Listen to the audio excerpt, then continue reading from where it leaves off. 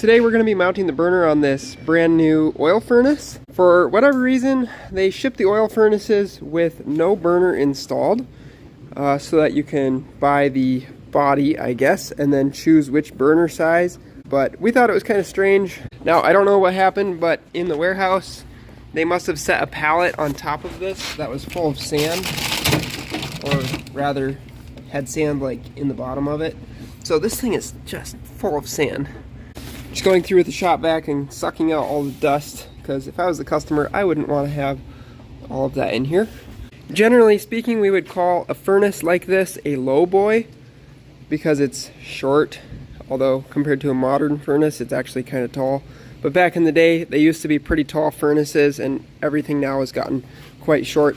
But we still call these a lowboy, even though they're comparable to the other furnaces. But we have one side that's return air, so your return air is being pulled down this way by that blower, and then it's pushing the air over into this side and blowing it across this heat exchanger.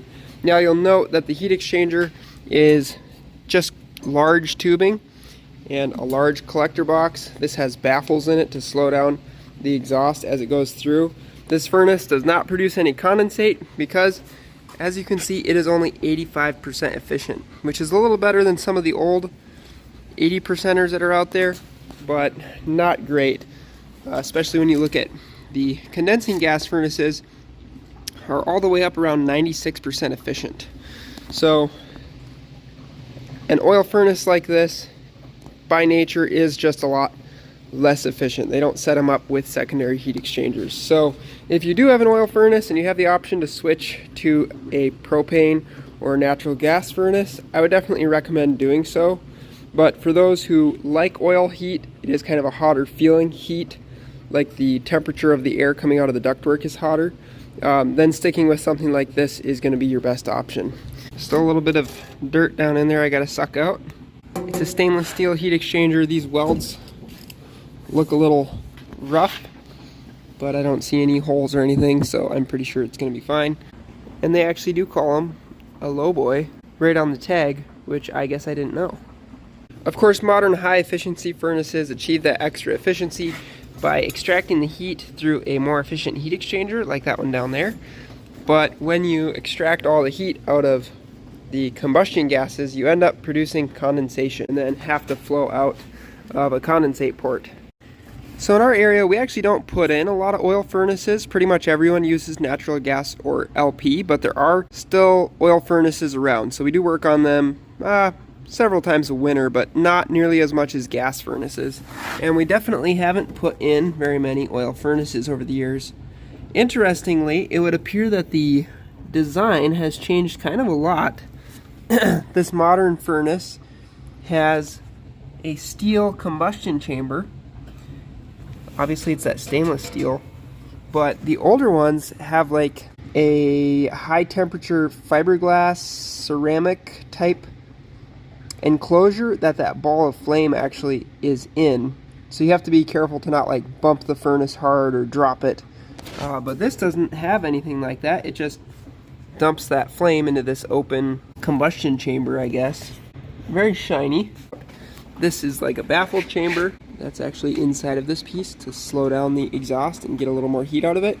And then it goes out the chimney. The older ones having that combustion chamber made out of like a fiberglass type material, kind of like what's in a forge, you know. The old ones have like a material similar to this, so that the flame is insulated from the actual steel that is containing the whole heat exchanger. And to me, it seems like that's a better way to do it because you're protecting your steel from the really high temperatures. So obviously this portion of the equipment is made by Carrier. It's actually a Bryant, I think, technically. But the burner is Beckett. We really like Beckett equipment. Their stuff, they're kind of the top of the line in my opinion when it comes to oil-fired equipment. They actually shipped us the furnace and then later realized that we needed a burner and then shipped us the burner. We ordered a burner, but they forgot to ship it, evidently, so there was a little bit of confusion. Let's inspect this thing, make sure it's looking all right. So the instructions for how to actually mount your pump to the thing are basically non-existent, but it's pretty self-explanatory.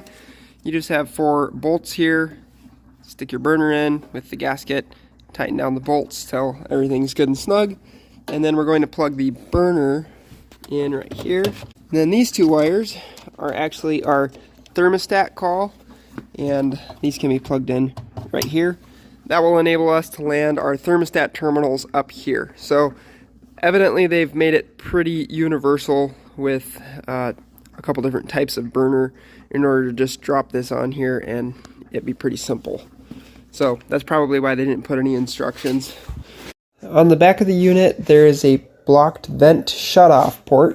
This will get mounted to the exhaust pipe, and it's going to be checking for backflow. If we get a bunch of heat coming out of the vent, it'll get right on that clicks on switch there, and this will shut the unit off so that it doesn't continue firing with exhaust gas dumping into the basement. So this is an important safety device that these modern ones come with.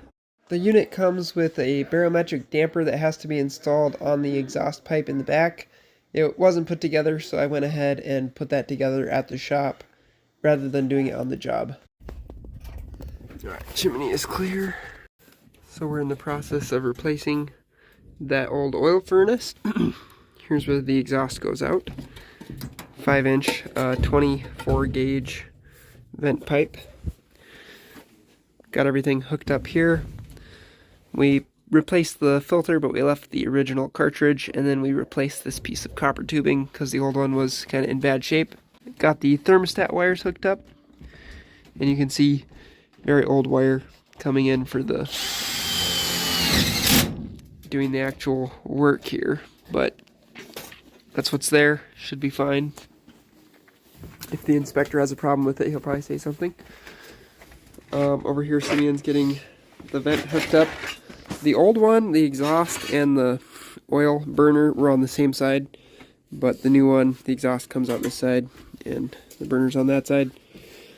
There's a barometric damper, which is going to be installed right here, and then that back vent shut off. We're gonna set it up pretty much like that. Looks like the ductwork worked out okay.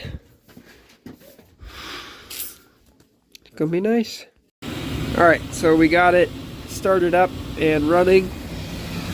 You have to adjust these like closed to the point where you're getting a bunch of smoke out the exhaust, and then you slowly adjust them open again until the combustion is clean, which that's the point that we're at now. So if you look in here,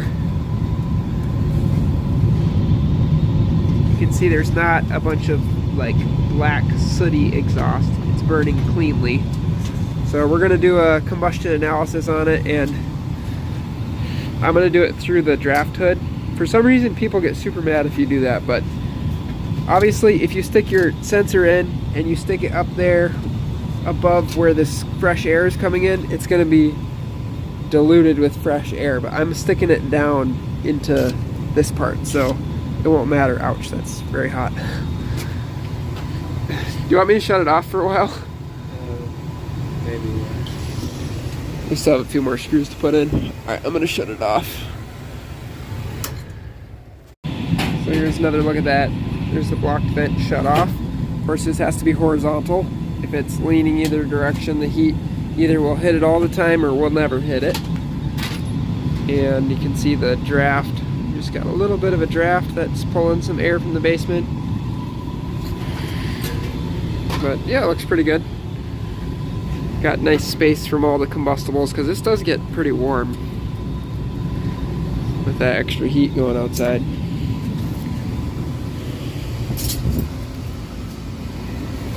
Oh, looks nice.